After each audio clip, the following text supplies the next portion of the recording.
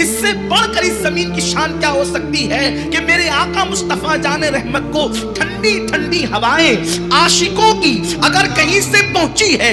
मेरे इल्म में, नाकिस इल्म में, बहुत ज्यादा पढ़ा लिखा आदमी नहीं हो, किसी जमीन से हुजूर अलैहिस्सलाम ने ये बात नहीं फरमाई किसी जमीन के मुतालिक जो मेरे मुल्क हिंदुस्तान के मुतालिक फरमाई। मेरे आका सल्लल्लाहु अलैहि वसल्लम ने फरमाया, मुझे हिंद की तरफ से, अपने आशिकों की तरफ से ठंडी ठंडी हवाएं आती है, इश्क वालों की तरफ से हवाएं आती है। इसी को डॉक्टर इकबाल वाक्य में कहते हैं, मीरे अरब को आई ठंडी हवा जहां से, मेरा वतन वही है, मेरा वतन वही है। ये वो वतन है,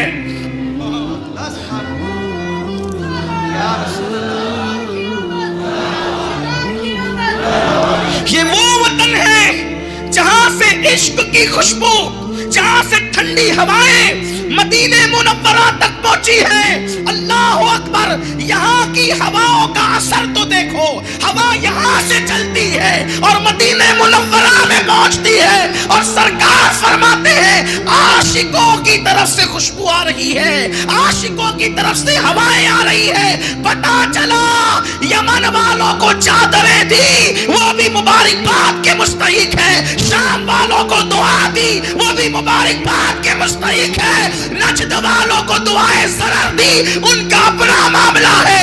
हिंद वालों को इश्क मोहब्बत की सनद अता फरमाए।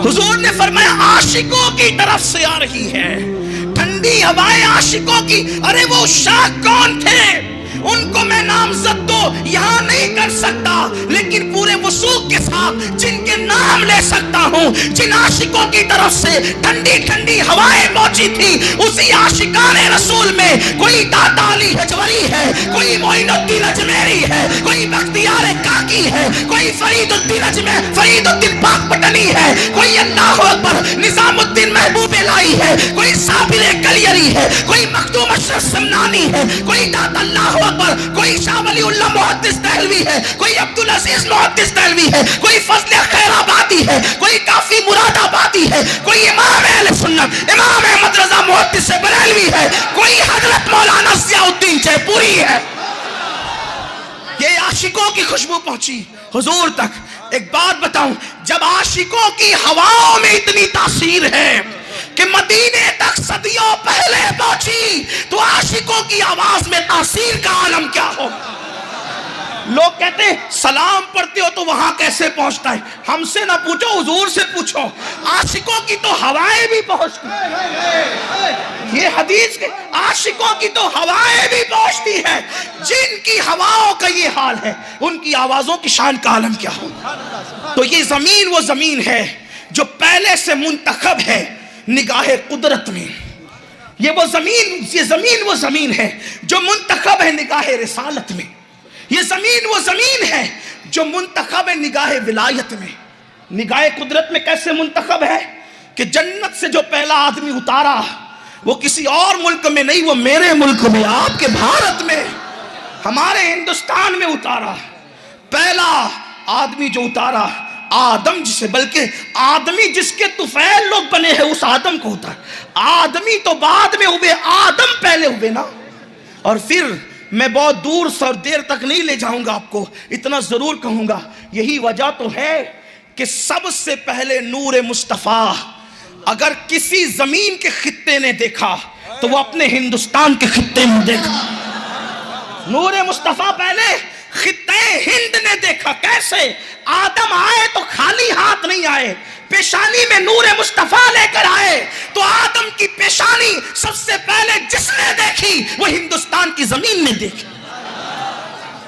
बहुत दूर और देर तक नहीं जाते, एक दो बात और पढ़ दूं। सबसे पहली अजान अगर कहीं हुई हिंदुस्तान में हुई। लोग क्या अजान पे पाबंदियां लगाएंगे, जब किसी का बाप नहीं था तो भी अजान हो रही थी। जब किसी का बाप तो भी अजान। कैसे?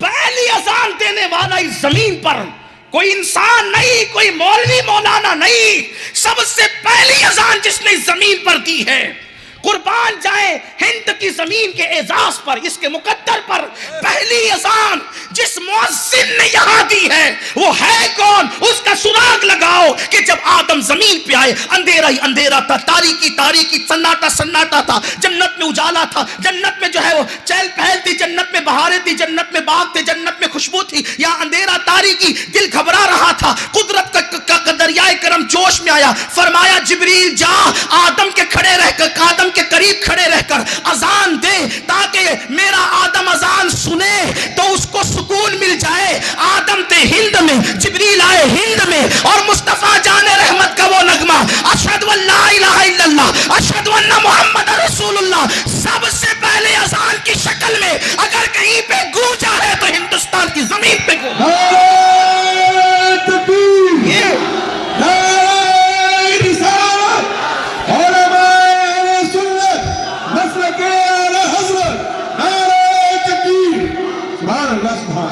सबसे पहली अजान इस जमीन पर जिब्रील अमीन ने दी है।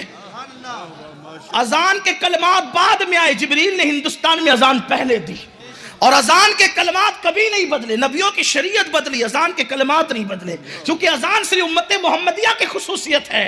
तो आदम अलैहिस्सलाम, जो बच्चों के कान में अजान पड़ी जाती है ना, तो दुनिया में आने के बाद इसलिए पड़ी जाती है कि आदम के कान के करीब भी अजान पड़ी गई। ये बात, हाँ, आदम को भी वहशत हो रही थी और आदमी को भी वहशत होती है यहां आकर, तो उनकी वहशत भी अजान से दूर हुई, और हर आने वाले की वहशत अजान से दूर होती है। अब भी इंसान तुझे अकल ना आएगी, तू वहशत ज़दा क्यों है? अगर कोई तेरे कान में अजान पढ़े तो तुझे इतना सुकून मिलता है, अगर तू खुद अजान पढ़े, नमाज पढ़े, तो अल्लाह तेरी वहशतों को कितना दूर फरमाएगा। अजान से भी दूर हो गए, नमाज से भी दूर हो गए, और फिर सबसे पहली नमाज भी इसी हिंद में पढ़ी गई। अजान हुई, उजाला हुआ, आदम अलैहिस्सलाम ने शुक्राने में सजदा किया। पहले सजदा यही किया गया। ये जमीन कोई मामूली जमीन, निगाहे कुदरत का इंतखाब है हिंद, निगाहे रिसालत का इंतखाब है हिंद। दूर नहीं जाते बल्कि करीब करीब रहते हैं ताकि जल्दी गुफ्तगू खत्म हो। गरीब नवाज कहते हैं जब मुझसे कहा हिंद जाओ, आपने बार बार सुना है, उसकी तरफ मैं सिर्फ इशारा करूंगा, वाकया नहीं बताना। मेरी सुन्नी आवाम बहुत बार सुन चुकी, सबको ज़बानी याद है। हिंदुस्तान जाओ, मैंने क्या या रसूल अल्लाह, मैंने कभी हिंदुस्तान गया नहीं। और फिर सरकार ने भी कहा उसमें शहर अजमेर है, वहां जाओ। हिंदुस्तान जाओ, अजमेर जाओ, और अजमेर है कहां? राजस्थान में। हिंद भी था, खुसूसियत से राजस्थान भी था, और खुसूसियत से अजमेर मुकद्दस भी था। फिर जाओ। गरीब नवाज ने ये नहीं कहा हुजूर आपको तो दीवार के पीछे की खबर नहीं, आपको हिंद कैसे पता? इसलिए कि वो मोइनुद्दीन थे, वो मोइनुद्दीन थे। ये 1857 के बाद अकीदे बने हैं कि दीवार के पीछे की खबर नहीं, वरना सहाबा से लेकर गरीब नवाज तक, और अल्लाह की इज्जत की कसम गरीब नवाज से इमाम मेहदी तक भी यही अकीदा रहेगा कि नबी तो अर्श पर चलने वाले कलम की आवाज को भी सुन लेते हैं, लौहे महफूज पर चलने वाले कलम की आवाज को भी सुन लेते। सरे आईना सुनते हैं, पसे दीवार सुनते हैं। उन्हें तो सब पता है, आवाजें बाद में निकलती है, पहले उन्हें खबर होती है। बल्कि वो आवाज ही नहीं, खामोशी भी सुनते हैं। वो तो खामोशी भी, वो किसी और का डालता होगा नबी, जिन्होंने जबरदस्ती किसी का नाम नबी रख दिया, वो नहीं सुन पाता होगा।